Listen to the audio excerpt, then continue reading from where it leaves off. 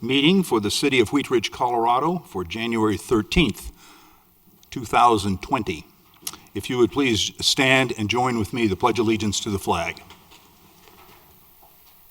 I pledge allegiance to the flag of the United States of America and to the republic for which it stands, one nation under God, indivisible, with liberty and justice for all.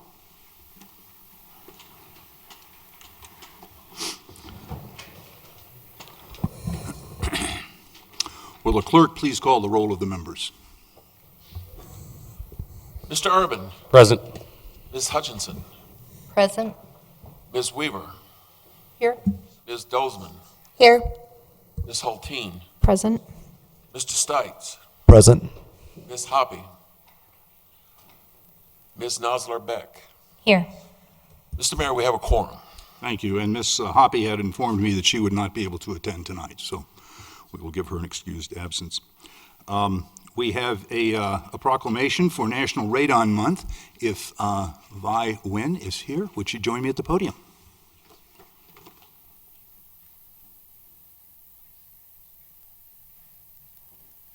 Hello, thanks for coming. Hi, I'm Bud Starker. Tracy Bolton. Hi, Tracy. Nice to have you with us.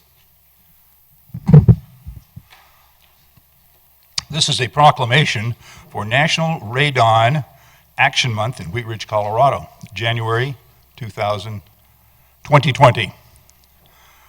Whereas radon is an invisible, odorless, radioactive gas that threatens the health of our citizens and their families, and whereas radon is a leading environmental cause of cancer mortality in the U.S. and the 8th leading cause of cancer mortality overall, and whereas the Colorado Rocky Mountain region has been ranked Zone 1, an area of the highest radon potential possible by the U.S. Environmental Protection Agency. And whereas Colorado residential radon data has shown 50% of Colorado homes tested as being at or above the U.S. Environmental Protection Agency radon action level of 4 picocuries per liter of air, and whereas any home in Wheat Ridge, Colorado may have elevated levels of radon, even if homes in the same neighborhood do not, and whereas supporting recommended radon practices and policies to reduce radon exposure is important to protect our community's health and welfare, and whereas testing for radon is simple and inexpensive, and whereas identified radon problems can be fixed, and whereas Jefferson County Public Health, the Colorado Department of Public Health and Environment, the U.S. Environmental Protection Agency, and the American Lung Association are supporting efforts to encourage Americans to test their homes for radon, have elevated levels of radon reduced, and have new homes built with radon-resistant features. Now, therefore, be it resolved that Wheat Ridge Mayor and City Council formally designate January 1 through 31, 2020 as National Radon Action Month in Wheat Ridge, Colorado, in witness whereof this 13th day of January 2020, Bud Starker, Mayor. That's for you. Would you like to say a few words? Yes.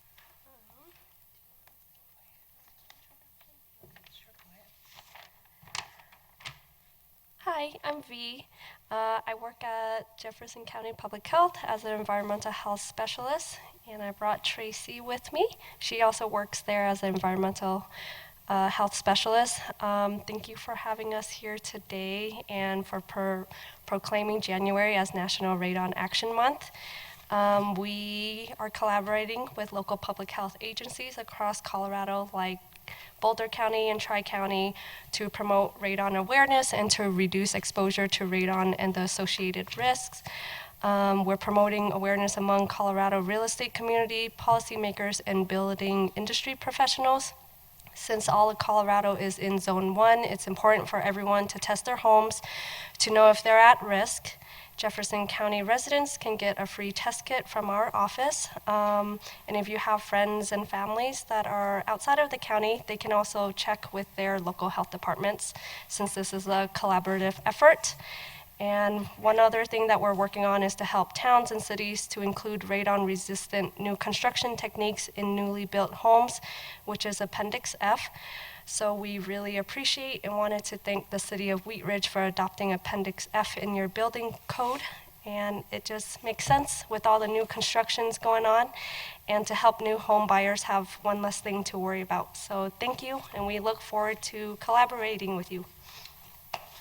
Thank you very much for coming. Thank you. Thank you so much. Thank you very much, for sure.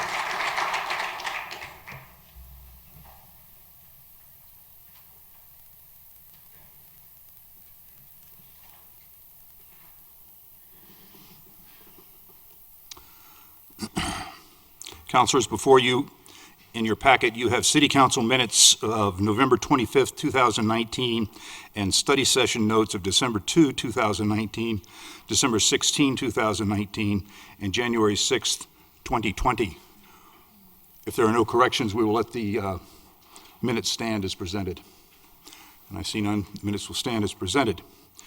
Are there any changes to the agenda? Seeing none, we will Oh, wait, Mr. Mayor, yes, Ms. Holdeen. I'd like to move that we remove consent agenda item 1A to discuss separately. Okay, are there objections from removing agenda item 1A? We will remove that for separate discussion. Otherwise, we will let the agenda stand as presented. Mr. Goff, do you have an introduction for us? I do, yes, thank you, Mr. Mayor. I would like to introduce, I think most of you have met him at this point, but our soon-to-be new police chief, Chris Murtha, is here this evening with his wife, Andy, and Chris is in town finishing up some pre-employment background testing and looking for some housing, and happy to have him here this evening. So his official start date will be February 10th. So I'm looking forward to that. Okay, well, welcome, Chief. Be good to have you up back on a permanent basis, so look forward to working together. We will now move to our citizens' right to speak. Citizens who wish may speak on any matter not on the agenda for a maximum of 3 minutes. Several people have signed the register, and we will start with those folks. If you would come to the podium when I call your name and adjust the microphone so it's comfortable. And then give us your name and address and spell your last name. And when you're done with that, our clerk will start the timer, and you have 3 minutes. And our first speaker is Jennifer Yates and Lori Johnson on deck.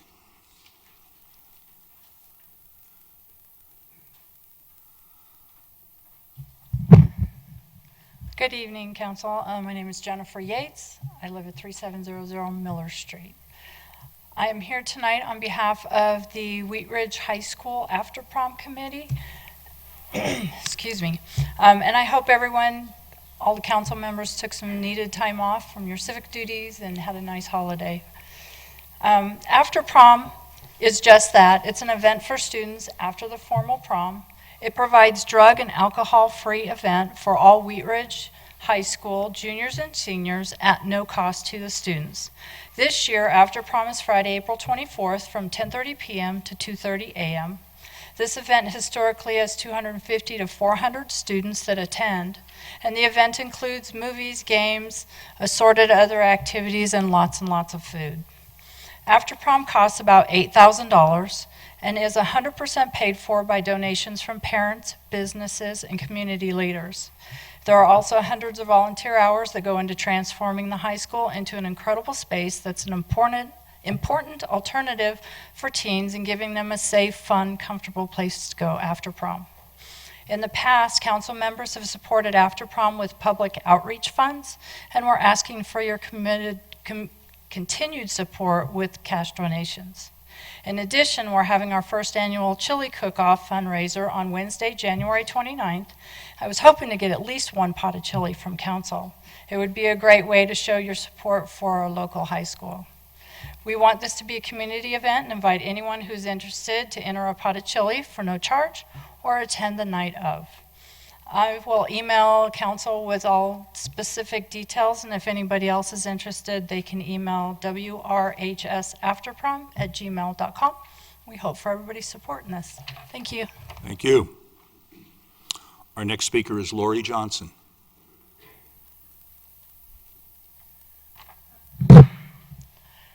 Good evening, Mr. Mayor and members of the council. My name is Lori Johnson. I'm the owner of Steep Slope Vape Supply. We're located at 5810 West 44th Avenue. I'm here tonight because I'm concerned about the flavor bans that are being enacted in a lot of Colorado cities and across the nation. My company has been in business since 2009. We've helped countless people stop smoking and switch to a less harmful alternative. We are concerned about the increase in teen vaping, and we support the change to 21 for tobacco purchases. Fruity flavors appeal to adults, and they've been cited as the biggest reason that adults have managed to stop smoking traditional cigarettes. So I would like to ask you tonight, if I could, what your thoughts are as a council on enacting any flavor bans. And also, if you have any questions for me as a former smoker and a vape shop owner, and if there's anything that I could do, any information I could provide to you to help you make an informed decision about a potential flavor ban in Wheat Ridge. Thank you. Okay, thank you. That's all the speakers that I have signed up. Is there anyone here who hasn't signed up who would like to speak under public comment? You may do so now.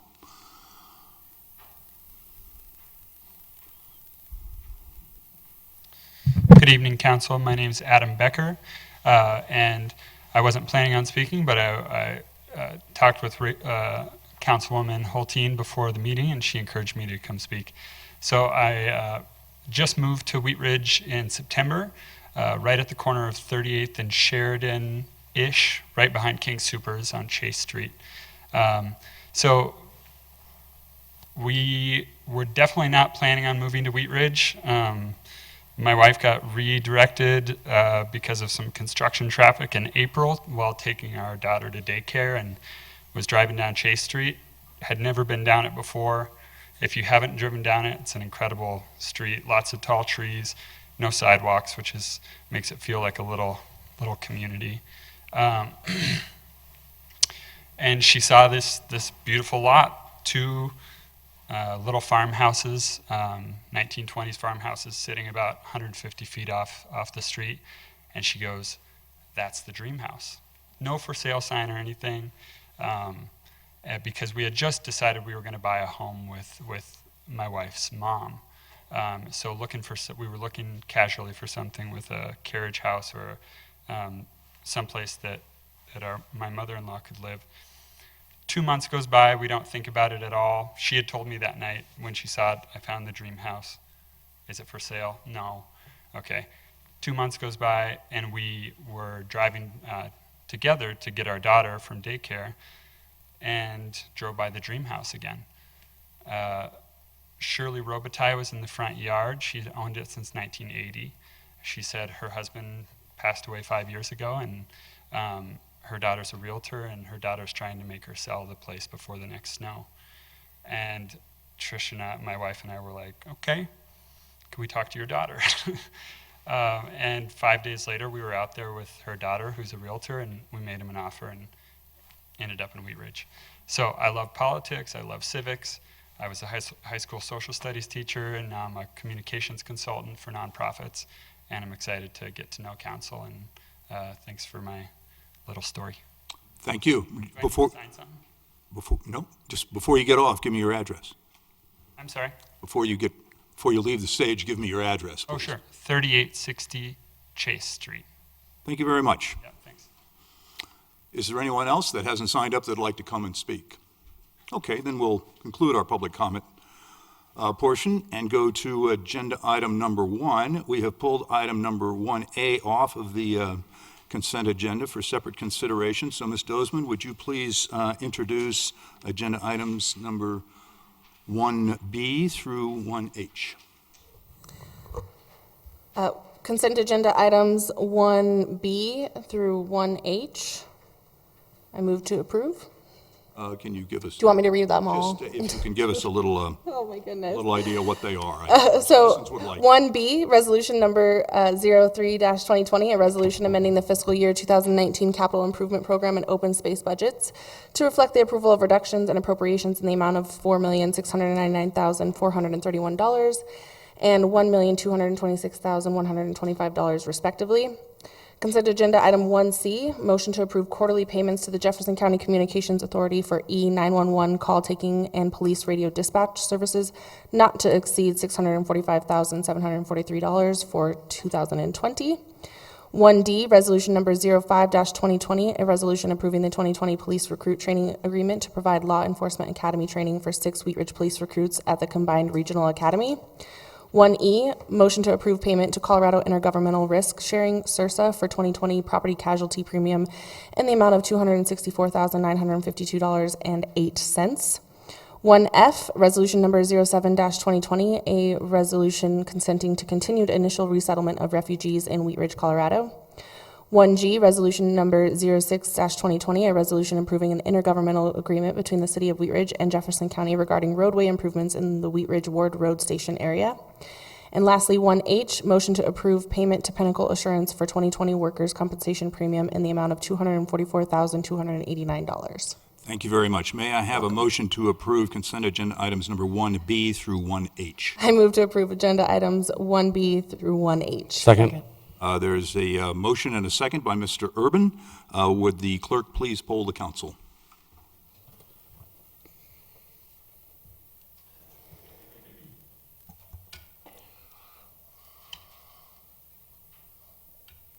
Mr. Mayor, the motion has passed unanimously. Thank you. Ms. Dozeman, would you now introduce agenda item number 1A? Agenda item 1A, resolution number 02-2020, resolution designating the City Hall's lobby as the official public notice posting location and the Wheat Ridge Transcript as the official newspaper of general circulation for the city publications in 2020. Thank you. May I have a motion on agenda item 1A? I move to approve agenda item 1A. Second. We have a motion and a second by Mr. Urban. Do we have discussion on agenda item number 1A? Yes, Mr. Mayor, thank you. The reason I request to remove this one is just to have a discussion. The memo that we received indicated that the state has recently adopted a bill that is encouraging municipalities to use online notification. And I would like to just better understand how we plan to do that and if it is something that we can include as one of our regular posting mechanisms. Mr. Goff, do you want to address that? Yeah, and maybe I'll turn it over to the city clerk too, but maybe we can tag team it since Mr. Kirkpatrick's fairly new. We currently, my understanding in the process is we for meeting notices, we advertise in the paper, the Wheat Ridge Transcript, but we also put on our website online. So we're doing both at this time. The law does allow a municipality just to post online, but the city clerk at this time is recommending that we still post in the paper for those folks that don't have online access. So just to clarify, so we are currently utilizing an online notification system, but we're just not designating it as an official system, or why is it not listed as one of our official noticing mechanisms? Mr. Kirkpatrick, I don't know if can you respond to that, or can you repeat the question? Please repeat the question. Okay. I'm trying to record what you're asking at the same time you're saying. So what I'm hearing is that we are actually utilizing some online notification, but we're not actually designating it in this particular consent agenda item as an official notification. And I would like to see us actually designate it as such, because I think the other two notification systems provide significant barriers to people. And I don't think we should replace either, but I would like to see online notification be one of our official notification, because that reaches people. You can do that. Is that something that we could add to that? Sure, we can amend it. You want to? The clerk's Okay. office would completely support that. Okay, wonderful. So do I need to move to amend that particular? Yeah, amend the motion. Okay. I move to amend motion 1A to include online notification as official notification for the city. Second. So we have an amended motion and a second. Is there discussion on the amendment? Seeing none, will the clerk please poll the council on the amendment?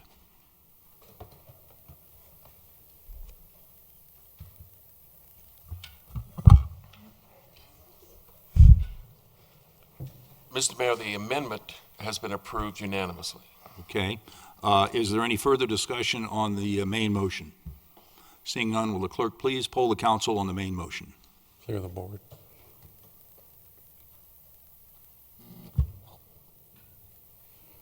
Mr. Mayor, the main motion has also passed unanimously.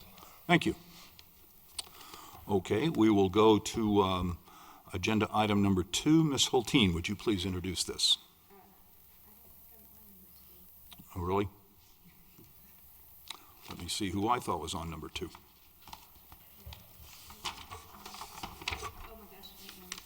Apologies, you were Oh, right. that's okay. I am happy to get there, and, sorry, I was so focused on number 9. Okay, here we go, the 52nd annexation.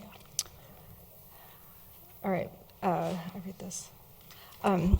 Introduce resolution number 01-2020 and Council Bill 22-2019, a resolution making findings of fact regarding a petition for annexation of 2 segments of right-of-way located in Section 17, Township 3 South, Range 69 West of the 6th Principal Meridian, County of Jefferson, State of Colorado, and an ordinance approving the annexation, case number ANX 1901.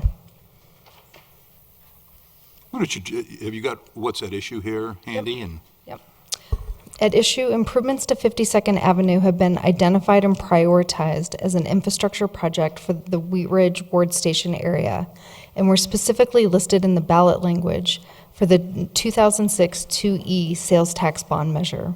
Jefferson County owns 2 segments of the northern portion of 52nd Avenue right-of-way between Ward Road and Tabor Street.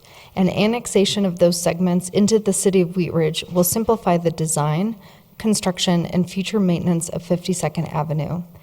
The annexation process is dictated by state statute, and this resolution and ordinance are required steps for approval. thank you. This is an ordinance on second reading for resolution. It is a public hearing, but it is not quasi-judicial. I would like to open the public hearing. And Mr. Goff, do we have any staff presentation on that? Maybe very brief. Mr. Ken Johnstone, our Community Development Director, will do the presentation. Mr. Johnstone. Thank you, Mayor. And if I could ask, too, we had suggested in our staff report, our council action form, that we wanted to open the public hearings concurrently for items 2 and 3, the annexation and the subsequent zoning, should the annexation be approved. So if we could just have that public hearing opened, and I'll leave it at Councilperson Hulteen's discretion as to whether she wishes to read the issue statement for item 3, which would be the zoning. Thank you very much. We will do that. Actually, I have Mr. Urban introducing item number 3. Mr. Urban, would you please read the title introduction for item number 3? Council Bill number 23-2019, an ordinance approving the initial zoning of property recently annexed into the city and located in Section 17, Township 3 South, Range 69 West of the 6th Principal Meridian, County of Jefferson, State of Colorado, to industrial employment, i.e.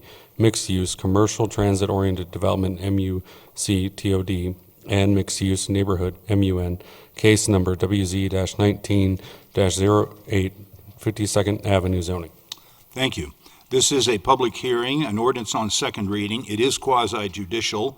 I'm going to open the public hearing, and if you intend to testify on this item number 3, would you please stand and take an oath? Raise your hand. Do you promise to tell the truth as you understand it in this matter? Thank you. You may sit down and proceed with your presentation. Thank you, Mayor, for indulging that procedural approach, and I'll be fairly brief. So items 2 and 3 involve the annexation of zoning of what's currently unincorporated Jefferson County right-of-way along the north side of 52nd Avenue, generally in proximity to the Wheat Ridge Ward Station area. 52nd Avenue is one of several local streets that are proposed to be improved as part of the 2E funding of $12 million in and around the station area, and we're well along the way of having a construction project ready to go.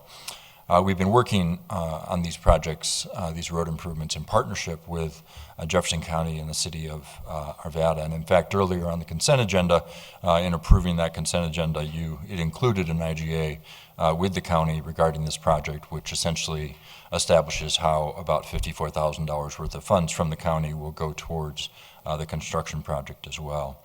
The city of Arvada, because they directly benefit from these road improvements as well, are also contributing significantly to the construction budget.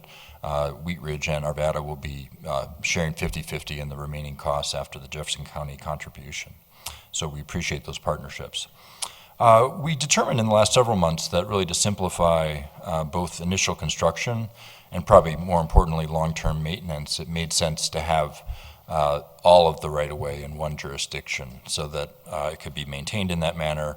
If questions came up about how it was being maintained, whether that be snow plowing or potholes, they're going to be coming to one jurisdiction, and someone doesn't have to navigate as a citizen or a layperson, what jurisdiction that may or may not be in. So we've been moving forward on this notion of annexing the property, and that's what we're here to hold a public hearing on today.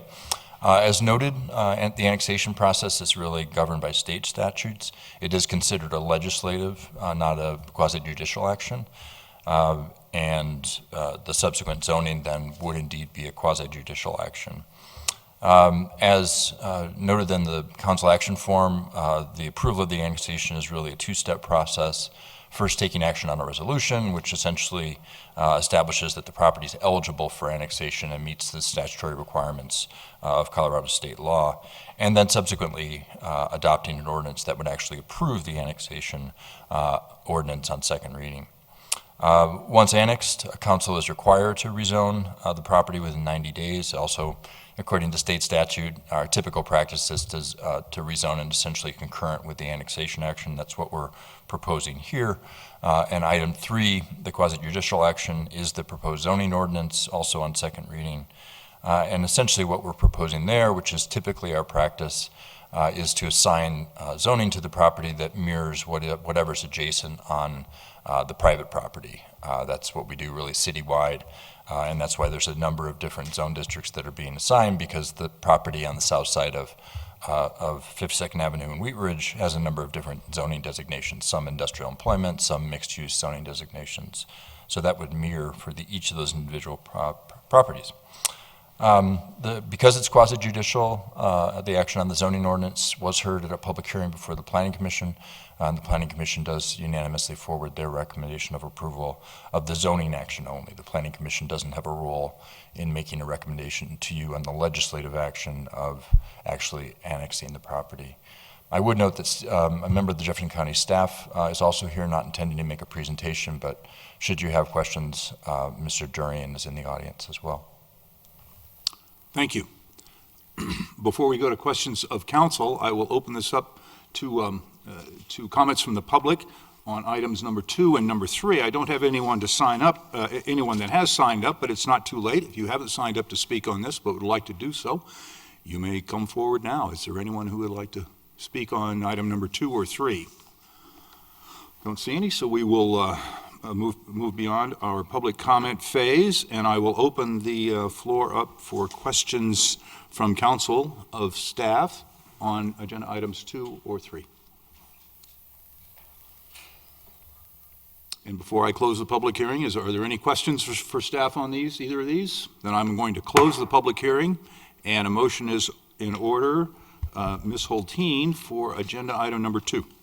Thank you, Mr. Mayor. I move to adopt resolution number 01-2020 and Council Bill number 22-2019, a resolution making findings of fact regarding a petition for annexation of 2 segments of right-of-way located in Section 17, Township 3 South, Range 69 West of the 6th Principal Meridian, County of Jefferson, State of Colorado, and an ordinance approving the annexation, case number ANX-1901. Second.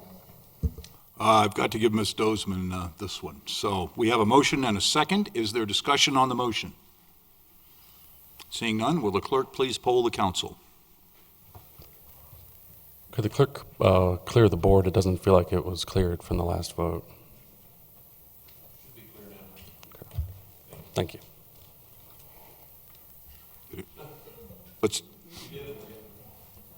Okay. Mr. Mayor, the motion has passed unanimously. Okay, thank you. And you may want to clear the light on the podium. The podium.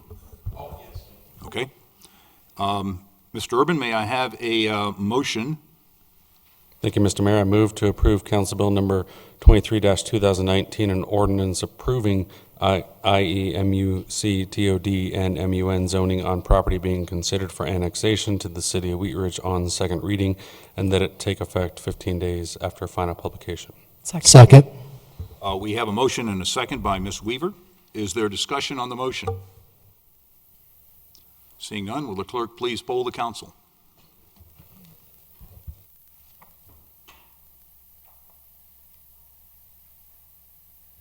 Mr. Mayor, the motion has passed unanimously. Thank you. Mr. Urban, would you introduce agenda item number 4? Thank you, Mr. Mayor.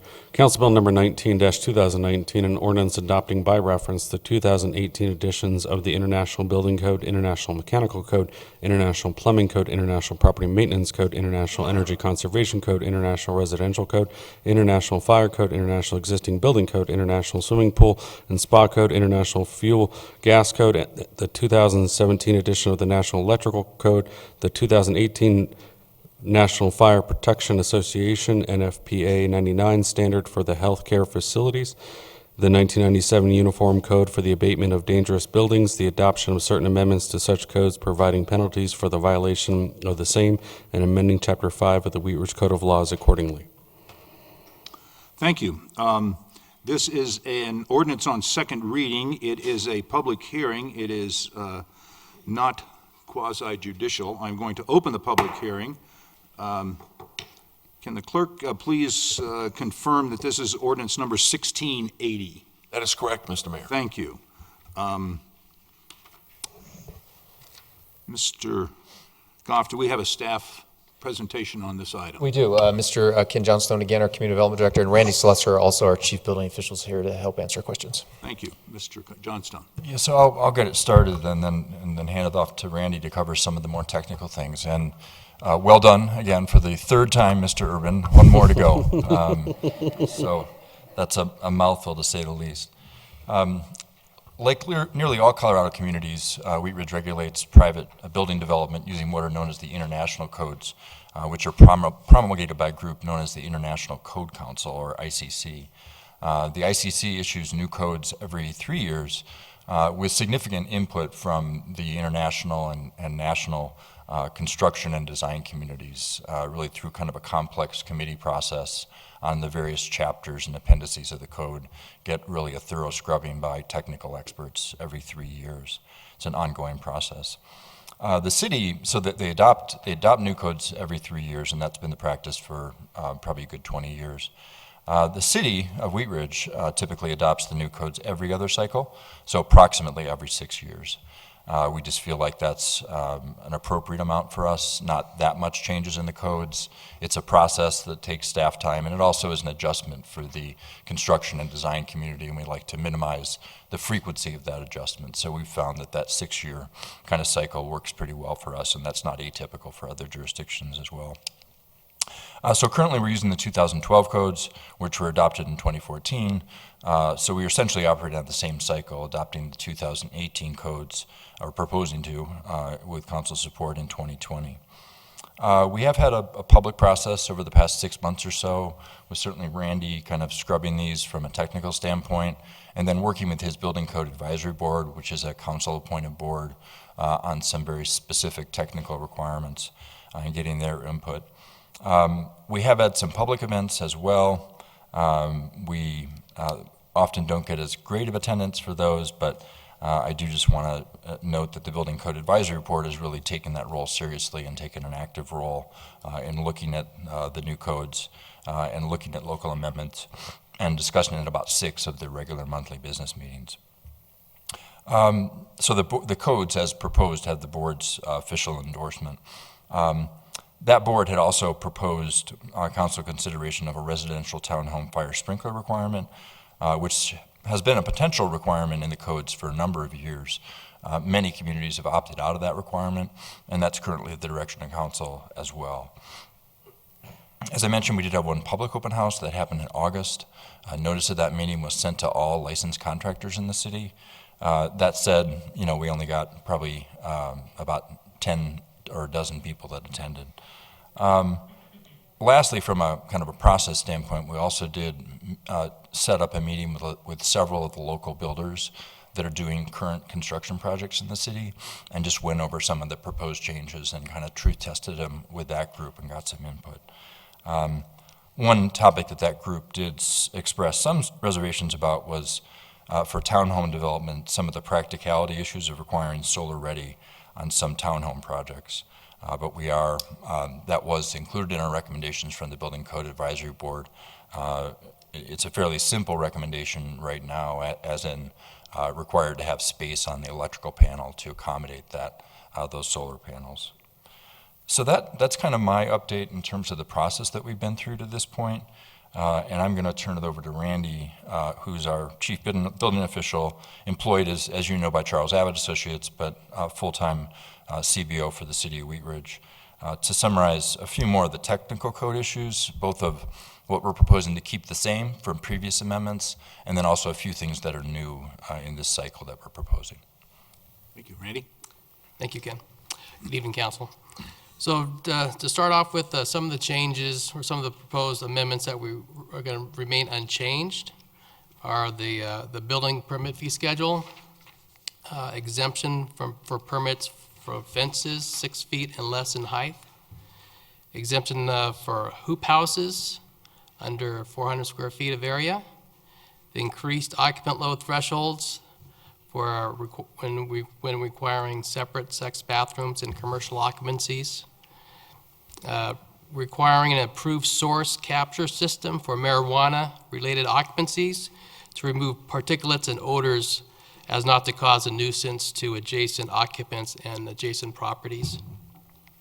Some minor changes we're proposing that are reflected in this ordinance that were previous amendments, just we're modifying them a little bit, would be revising language to redefine the occupancy classification for businesses that perform combustible and non-combustible extraction processes as an F1 of factory use, moderate hazard, unless specific quantities of materials are exceeded, which would designate them as a hazardous occupancy.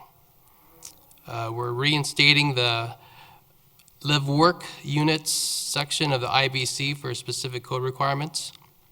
And we're revising certain language in the fire code based on recommendations from our local fire districts.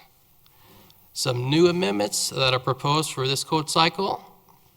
We're modifying the requirements in the building and fire codes for places of worship to allow overnight homeless sheltering on a temporary basis for under 50 occupants. We're exempting detached residential decks that are not over 120 square feet in area and that are not more than 30 inches above grade from permits. Exempting residential lawn sprinklers from permits and contractor licensing. Some new appendices we're adopting from the International Residential Code would be Appendix F for radon control measures, Appendix J for existing buildings and structures, Appendix Q for tiny houses, and adopting Appendix T for solar-ready provisions with the modifications suggested by the Council in the study session. We're also adopting appendices for solar-ready provisions from the International Energy Conservation Code with modifications, and adopting the International Existing Building Code and the International Swimming Pool and Spa Code. Thank you. Before I open the floor for questions from council, I would like to open the floor for public comment. I have several people who are signed up to speak, and when I call your name, once again, if you'd come to the podium and introduce yourself and give us your, spell your last name and give us your address. And our first speaker signed up, bless you, is Stephen Parker and Bruce Kroll on deck.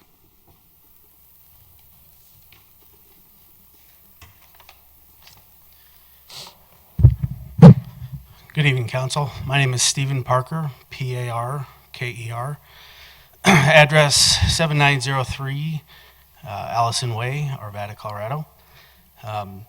I'd first off like to thank you for this opportunity to promote residential fire sprinkler systems. I hope that this requirement for residential sprinklers in townhomes is not amended out of the code and considered to remain as the prescriptive code requirements. Fire sprinklers have proven to save lives and reduce the fire impact on a home. In recent months, we've had as many as 4 fires in the city of Wheat Ridge. The damage to not only the well-being of those residents, but the property in those homes would have been drastically reduced if these systems were in place. I understand that there are costs associated with these systems, but what is often not seen is the cost savings, such as narrow roads, fewer fire hydrants, smaller water mains. Numerous residential code requirements will offset added cost for these life safety systems. There is no evidence that proves requiring residential sprinklers is a deterrent to development. In fact, neighboring communities such as Golden, Superior, Louisville, and Westminster have had this requirement on their adopted codes for many years. And in fact, they are not seeing any developments leave their jurisdictions. A couple statistics that recently came out in 2019, residential fires within the United States claimed 2,136 civilian lives. And unfortunately, it also claimed 15 firefighters. I hope that the city of Wheat Ridge can make a decision for the well-being of its citizens and join the progressive jurisdictions who support fire-safe communities through adopting residential sprinkler systems. Thank you. Thank you. Our next speaker is Bruce Kroll and John Barry on deck. And Mr. Fitzpatrick, we're not timing the speakers on this issue, so. All right. But we are listening at for an appropriate period of time. Thank you, Mr. Mayor. My name is Bruce Kroll, K-R-A-L. I'm the fire marshal for West Metro Fire, address 433 South Allison Parkway in Lakewood. I'd like to start out by thanking the city and Randy and Ken for working through the update to the fire code. There's lots of important improvements that allow greater safety, allow construction people to use newer techniques, newer materials. So it's good all around to stay as current with the codes as you can, so my appreciation for going through that process to the city and the staff. What I'd like you to keep in mind is the codes that are being adopted are not Cadillac codes. They're not the bulletproof, nothing's gonna burn, nothing's gonna fall down codes. They're in fact the minimum. The minimum that the design and the development group that publishes the code feels needs to be in place before people start getting hurt. So we're not asking for the moon, we're asking for, let's just barely slide through without having somebody get hurt. And certainly computer-generated design sharpens that pencil for a designer to ride closer and closer to meeting the bare minimum. So just keep that in mind. We're not talking about building, something that's impenetrable. We're talking about just barely making it to something that meets the minimum codes. So when you talk about taking something out of the code, like the sprinklers for townhomes, let's say, there's other parts of the code predicated on the fact that that building will have sprinklers in it. So then when you take that away, but don't address all the other parts of the code that are depending on that building being sprinklered, there's a natural progression towards something that's beneath the minimum standards and is bound to lead to injury. Like my predecessor said, yeah, that costs money, and so does radon protection. It's the right thing to do. Don't just let people get sick, or you don't let people's lives be at stake, because we should be updating the way we should be. So some practical points for, just say, townhomes, and let's start with townhomes, and not all single-family homes. A specific part about a townhome is very vertical living. And most fires start, anybody have any ideas where? In the kitchen. Mm-hmm. So in a townhome, where do you sleep? Right above the kitchen. In a townhome, where is your only way out? Your only way out, down through the kitchen. So if something isn't done to protect you while you're sleeping, that's already required in the minimum parts of the code, you're at great risk. And then that's a primary building product that's growing and growing, so we're expounding on that risk, putting more and more people on that risk. You look at something like water. and the use of water. So a sprinkler head will flow 15 to 20 gallons a minute, and it will put out a small fire, what's called a fire in a room. As opposed to when we would get there, when there's a room on fire, our minimum amount of flow is 180 gallons a minute, 10 times as much water. You talk about water damage, and what's in that water, what's running into your sanitary sewer system, contaminated, cancer enlaced water that's going into your system. Didn't need to happen. Didn't need to happen that way. And last but not least, like I say, I brought up there's a lot more and more of those townhomes. They're being built on properties that were designed, and the whole community designed around that property having one house on it. Now it has 12 townhomes. And the next door property has a house on it. Until that gets redeveloped, now we got 12 more and 12 more. And the street that used to handle the fire response for 5 houses now has 60 townhomes. Got to do something to protect those people. And what I'd like to leave you with is your new police chief, under consideration anyway, still going through the background, from Prince George's County. It's about 500 square mile county. In 1992, they required all residential properties be sprinkled. All of them, not just townhomes. 1992. Can't tell me that Prince George County stopped growing in 1992. It's a thriving metropolis, 500 square miles of growth. And you can talk to your police chief more about the success that they've had in their first 10 years, and maybe longer, but 10 years about as much as I found. 0 fire deaths in a sprinklered home.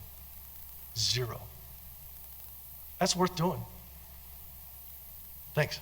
Thank you. Our next speaker is John Berry.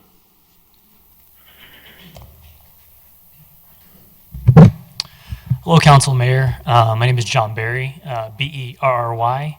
My address is 1750 Wawata Street, Denver, Colorado, 80202.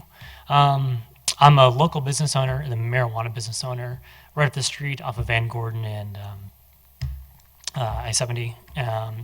And the reason I'm here to talk to you guys today is because just to kind of explain a little bit more about the combustible extraction language that's under consideration to be changed with a new building code being implemented.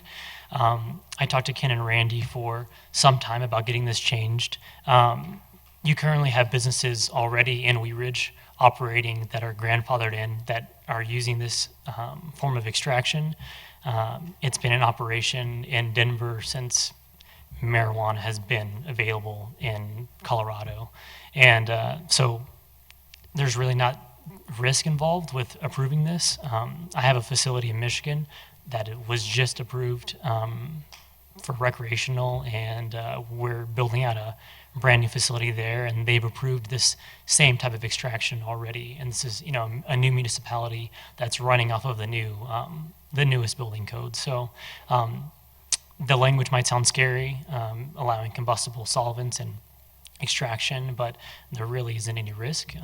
There's been 0 deaths from any commercial facilities or really injuries either in Colorado in areas that are regulated. So if you have any questions, please feel free to talk to me. I can provide you tons of data and information about how the extraction process works. And if this is to be approved, I would be working directly with the building department to institute a correct way of operating the machines that are used to perform this type of extraction. So thank you for your time. You have a wonderful night.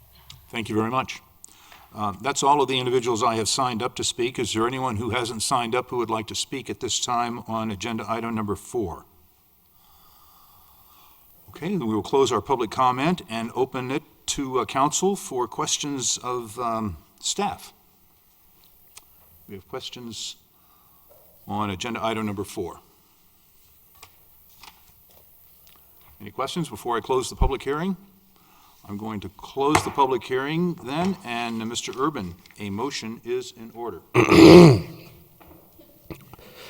I move to approve Council Bill number 19-2019, an ordinance adopting by reference the 2018 editions of the International Building Code, International Mechanical Code, International Plumbing Code, International Property Maintenance Code, International Energy Conservation Code, International Residential Code, International Fire Code, International Existing Building Code, International Swimming Pool and Spa Code, International Fuel Gas Code, the 2017 edition of the National Electrical Code, the 2018 National Fire Protection Association, NFPA 99, Standard for Healthcare Facilities, the 1997 Uniform Code for the Abatement of Dangerous Buildings, adopting certain amendments to such codes, providing penalties for the violation of the same, and amending Chapter 5 of the Wheat Ridge Code of Laws accordingly, order it published and that it take effect on July 1st, 2020, with the exception of Appendix F and Appendix T of the 2018 International Residential Code and Section 3062 of the 2018 International Building Code, which shall take effect 15 days after final publication. Second. We have a motion and a second by Mr. Stites. Is there discussion on the motion?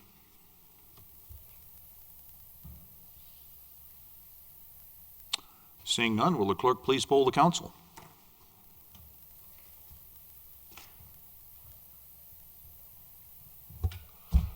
Mr. Mayor, the motion has passed unanimously. Thank you. And thank you all for coming and talking. You bet. We will move to agenda item number 5. Mr. Stites, would you please introduce this item? Thank you, Mr. Mayor. Council Bill number 01-2020, an ordinance amending the Wheat Ridge Code of Laws to amend references to the Public Works and Community Development Departments, divisions, directors, and staff. Case number ZOA-19-05. Would you read what is at issue on this? Yes, Mr. Mayor. At issue in November 2019, City Council approved an ordinance which effectively modified the city's organizational chart, moving the engineering division from Public Works Department into the Community Development Department. Moving that division transfers certain responsibilities and duties to the Community Development Department. And this ordinance updates affected code sections to reflect the city's current organizational structure. Thank you. This is an ordinance on first reading to set the date, time, and location for public hearing. May I have a motion, please? I move to approve Council Bill number 01-2020, an ordinance amending the Wheat Ridge Code of Laws to amend reference to Public Works and Community Development Departments, divisions, directors, and staff, case number ZOA-19-05 on first reading, order it published, public hearing set for Monday, January 27, 2020 at 7 p.m. in City Council chambers, and that it take effect immediately after final publication. Second.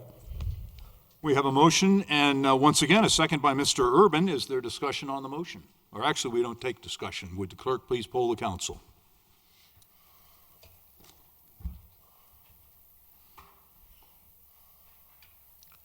Mr. Mayor, the motion has passed unanimously. Thank you. We will go to agenda item number 6. Ms. Weaver, would you please introduce this item? Thank you, Mr. Mayor.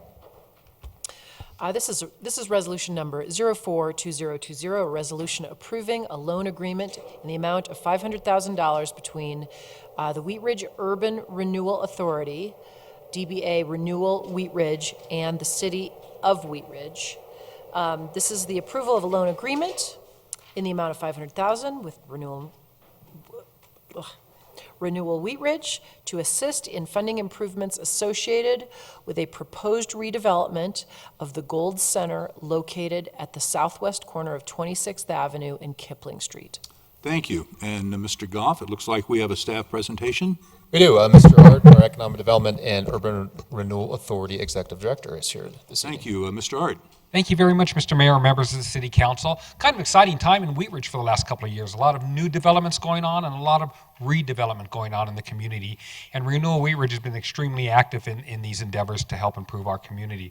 One exciting one is occurring at the northwest corner of 26th and Kipling Street, the Gold Shopping Center. As most of you are well aware, the Gold's Market was a mainstay in Wheat Ridge for many, many decades. And in 2015, that site did close itself.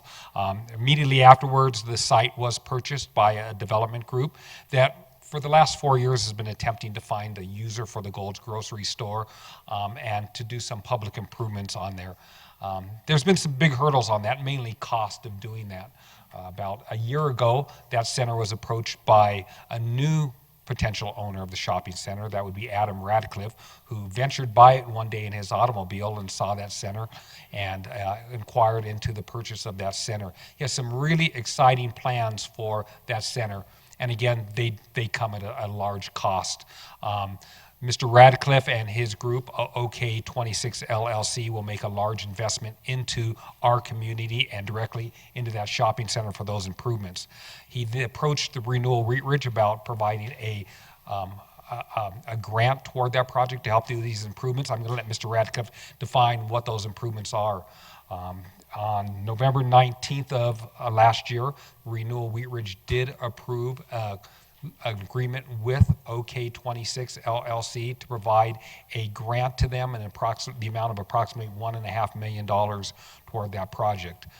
We are asking the City Council this evening to adopt the resolution to provide Renewal Wheat Ridge a loan that will be repaid over a period of 5 years to help backfill in a kind of a gap fill for Renewal Wheat Ridge to help fund this project, which will bring some exciting changes to the corner.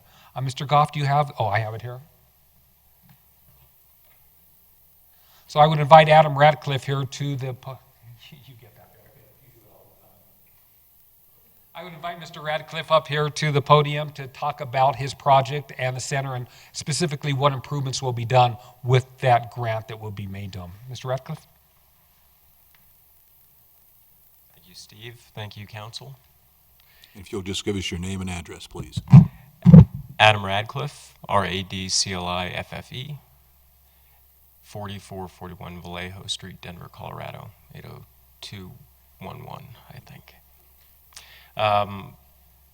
Once this populates a little better up here, it'll be clear to see, but I think all of you could probably take a guess. If you were to drive by the Gold Center today, what you would see a lot of is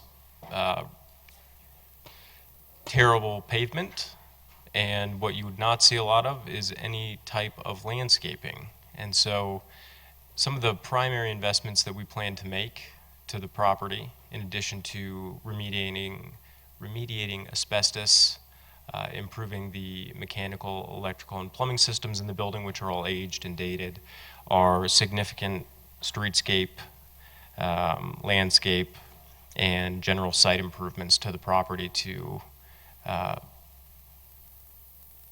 bring that corner back to life.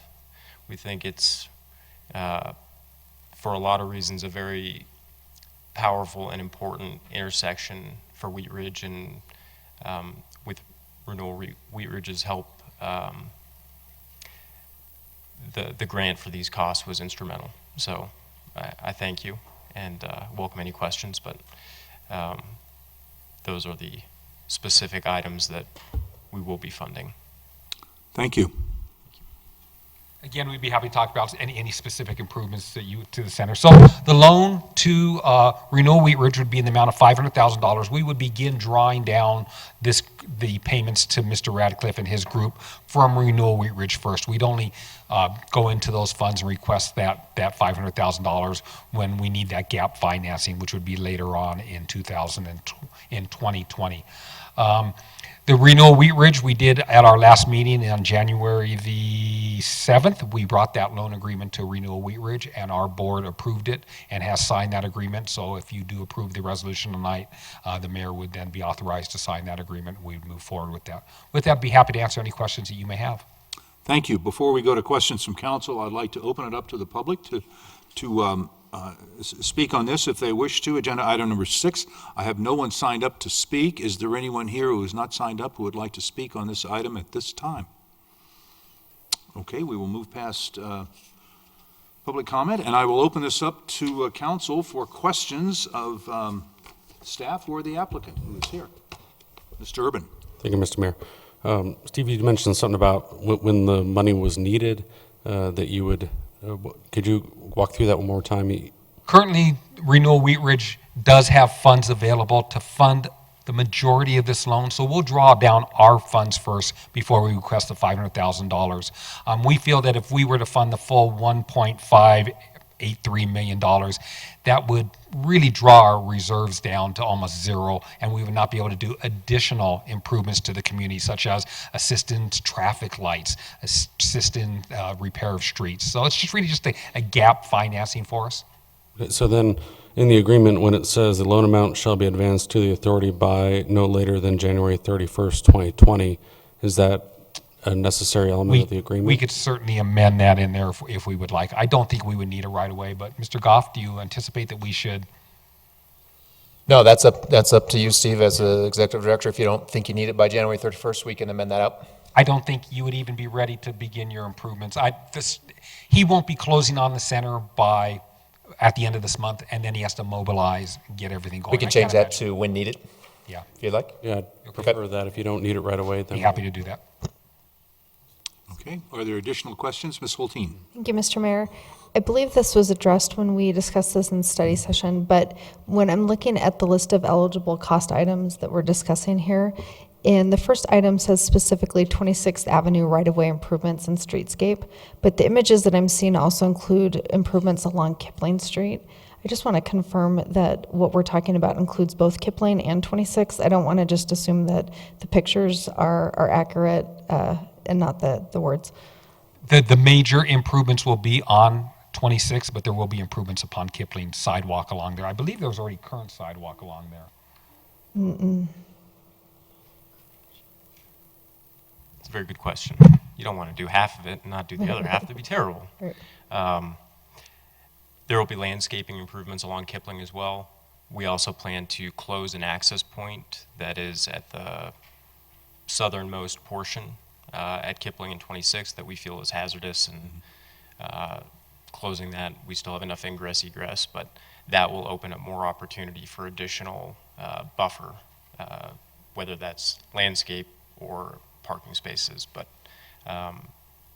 the major work along 26 is the most important, because that involves property that we will own that is actually in the right-of-way. So there's a little more complexity there, and it's a longer stretch, but the intent is a full landscaped, repaved, beautified property, if you will. Okay, so the renderings that we're looking at here that show a detached sidewalk and some streetscaping along Kipling is consistent with the plans for the project? Yes. Okay, thank you. Thank you. Additional questions? Ms. Hutchinson? Thank you, Mayor. What businesses are going to stay there? All of the businesses are staying. What about the bowling alley? Well, the bowling alley is vacant, but we are very excited about the fact that we have a somewhat vintage 12-lane bowling alley, and we intend to activate that in a way that will, I hope, make the neighborhood and the community very happy. I'm sorry, to keep it vintage kind of a bowling Yes. alley, like the old Elitch's? Well, that's what I think is the neat part about the bowling alley, keeping the history. So that we'll make some adjustments and we'll upgrade some things, because the scoring machines right now don't work, and people who've had a couple beers don't like to manually keep count when they're bowling. I can barely do it on no beers, so there will be some upgrades to things like that, but we don't intend to adjust what we feel is powerful character of the property itself. Thank you. Thank you. Additional questions? Seeing none, Ms. Weaver, may I have a motion on agenda item number 6, please? You bet. Thank you, Mr. Mayor. I move to approve resolution number 04-2020, a resolution approving a loan agreement in the amount of $500,000 between the Wheat Ridge Urban Renewal Authority, DBA Renewal Wheat Ridge, and the City of Wheat Ridge, with the following correction, that on page 2, number 1, the paragraph that starts loaned by the city, please remove no later than 1/31/2020, and please insert as requested by the Wheat Ridge Urban Renewal Authority. Second. Second. We have a motion and a second. Is there discussion on the motion? Thank you. Seeing none, will the clerk please poll the council?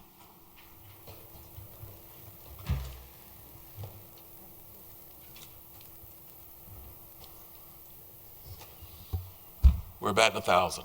The motion is passed unanimously again. Thank you. We are on agenda item number 7. Ms. Hutchinson, would you please introduce agenda item number 7? Thank you, Mayor. This is a motion to appoint Wanda Sang and Sonny Garcia to the Election Commission.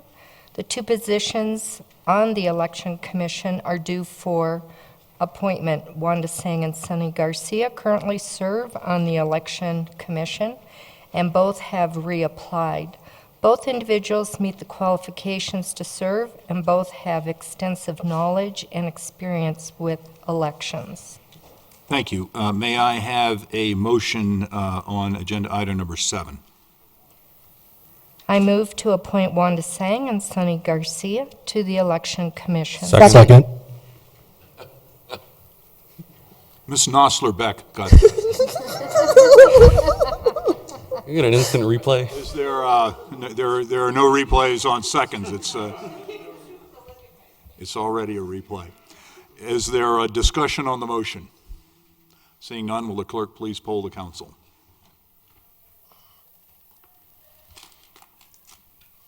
Mr. Mayor, the motion is passed unanimously. Thank you very much. We will go to agenda item number 8. Mayor Starker, would you please introduce this item? Thank you. This is a motion to approve the mayoral appointments to District 1 and District 4 vacancies on the Wheat Ridge Urban Renewal Authority Board. At issue, there are 2 vacancies on the Urban Renewal Authority Board, the authority, in City Council Districts 1 and 4. 5 applications were received, but only 3 were from residents residing within the districts where vacancies currently exist. Each appointment to the authority shall be made by the mayor, subject to approval by majority vote of the entire City Council. Mayor Starker, that's me, recommends the appointment of Celeste Tanner to District 1 vacancy and Christopher Byrd to the District 4 vacancy. May I have a motion to appoint Celeste Turner to District 1? Ms. Hutchinson, are you able to make that motion?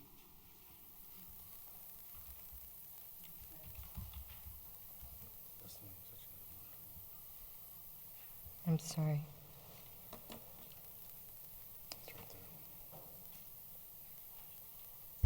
Right here? Okay.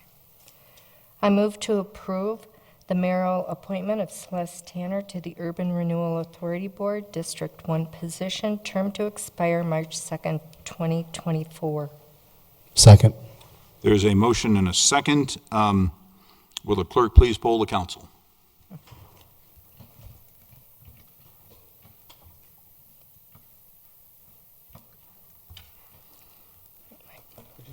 Button needs to get fixed.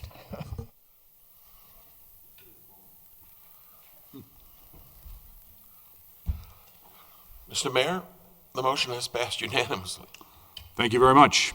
Ms. Dozman, may I have a motion to appoint Christopher Byrd to the Urban Renewal Authority Board, District 4, please?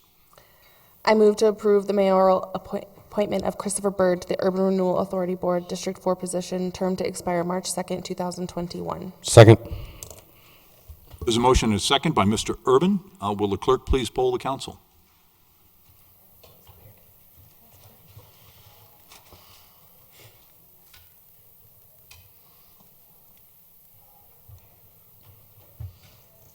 Ms. Weaver? Mr. Mayor, the motion is passed unanimously. Thank you. We will move to agenda item number 9. This will be a motion to make appointments to fill vacancies on the Parks and Recreation Commission for Districts 2 and District 4. Due to the recent resignation of Charles Spielman and Christine Tarakiewicz, the District 2 and District 4 seats on the Parks and Recreation Commission are vacant. These terms, the terms of these positions end March 2, 2021 and March 2, 2020 respectively. Ms. Hulteen, may I have a motion to appoint someone to fill the vacancy in District 2 to the Parks and Recreation Commission? Thank you, Mr. Mayor. I move to appoint Scott DeYoung to the Parks and Recreation Commission for District 2 to fill a vacancy term ending March 2nd, 2021. Second. I think everyone seconded. You know, Mr. Urban is really right on top of this one, so he gets the second. And it's our district, so, thank you. Will the clerk please poll the council?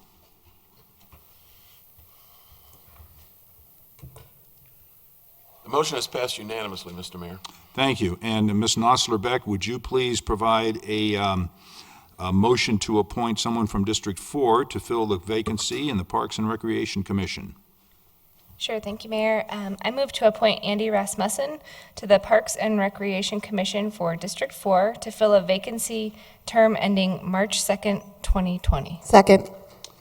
And we have a motion and a second by Ms. Dozman from District 4. Will the clerk please poll the council?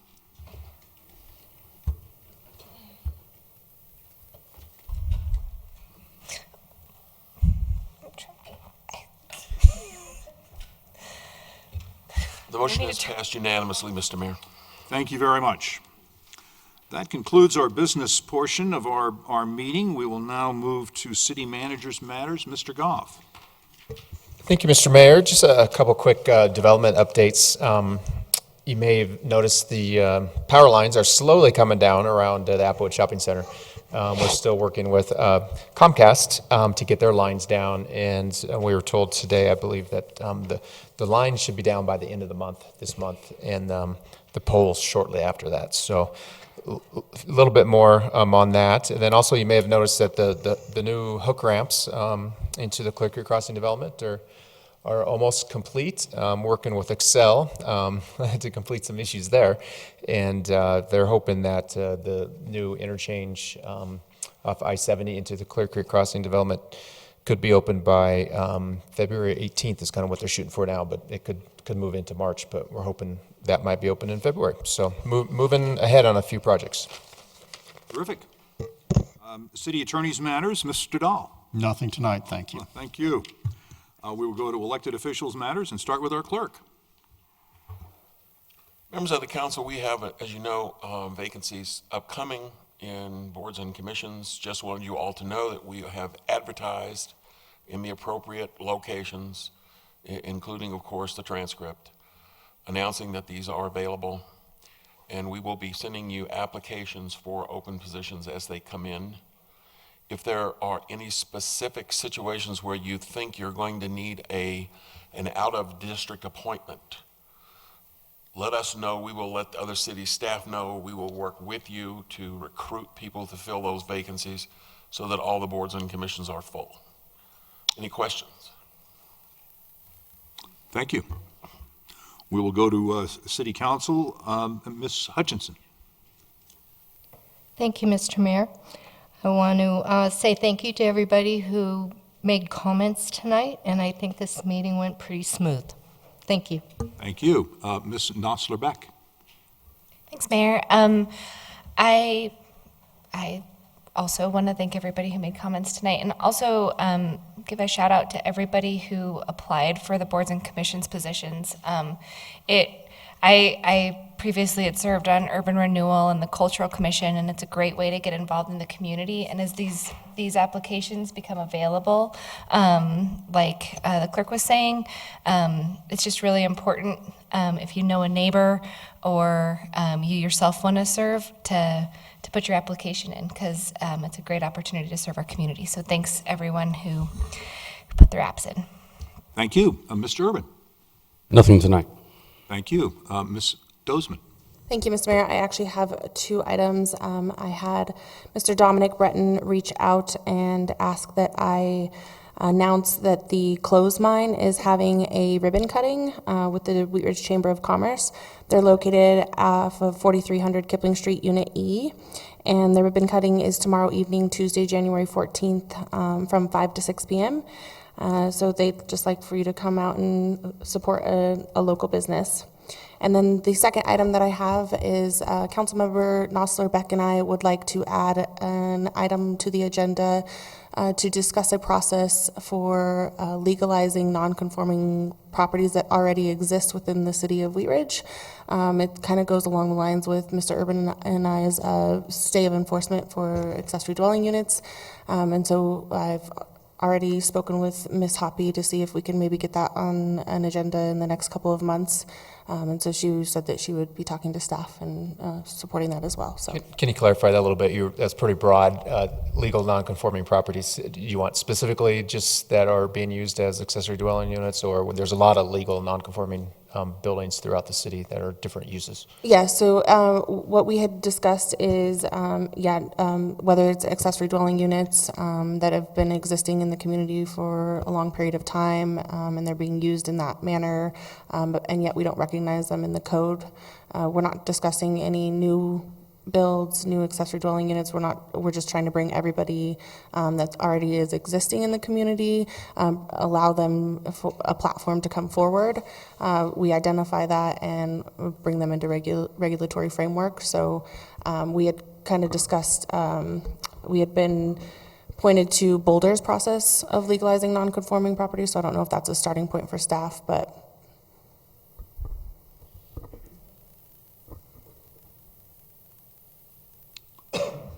does that Is that sort of enough? give you the Okay. information? Sorry.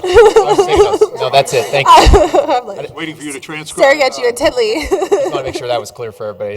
That was my understanding. Thanks. Okay, and that gives you the information you were, okay. Is that it, Ms. Dozman? Yes, thank you, Mr. Mayor. Thank you. We're to you, Ms. Weaver. Thank you.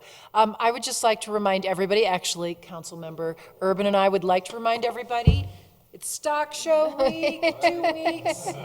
Please get out, support the community, support agriculture in the state of Colorado. It's a lot of fun. Tuesday is the free day, so I'll be down at the stock show tomorrow if anybody from Wheat Ridge wants to come down. All right, thank you so much. Awesome. Ms. Hulteen. Thank you, Mr. Mayor. I have a couple of quick things. First of all, a lot of these were on consent agenda items, but I just wanted to call out my appreciation for staff. It looked like there was a lot of cost savings that came up through different services that we do, and those were through good management of the city. And I just want to thank you, Patrick, and your staff for being good stewards of our taxpayer dollars that way. Secondly, I was really excited. I hosted the first annual District 2 Gathers Potluck on Saturday, and we had about 40 people in attendance, young families, people who've lived here for generations, and it was a really successful opportunity to tell stories about why we call Wheat Ridge home and get ready for an exciting year in the city. So, and then my last thing is a little bit more administrative. When we get the agendas, when they are published on Thursday, at the top of them, it says individuals with disabilities are encouraged to participate in all public meetings sponsored by the city of Wheat Ridge. Call Sarah Spalding, Public Information Officer, at least 1 week in advance of a meeting if you're interested in participating. And I find that there's a conundrum there in that if an agenda item comes up on Thursday that someone who needs special accommodations decides they'd like to come, it's already too late for them to request that accommodation. I'd like to see if we can modify that deadline to 5 p.m. Friday, so that people, if an agenda item comes up that they're interested in, that we can still accommodate them. I feel like if I needed accommodations and I read this agenda, it's already too late for me to request it. Is that something that we could take a look at? Yeah, sure. Okay. And then do we include in those accommodations if people need ASL interpretation or Spanish interpretation? We do. Okay. So if we can also include a Spanish interpretation of that clause, that would be appreciated.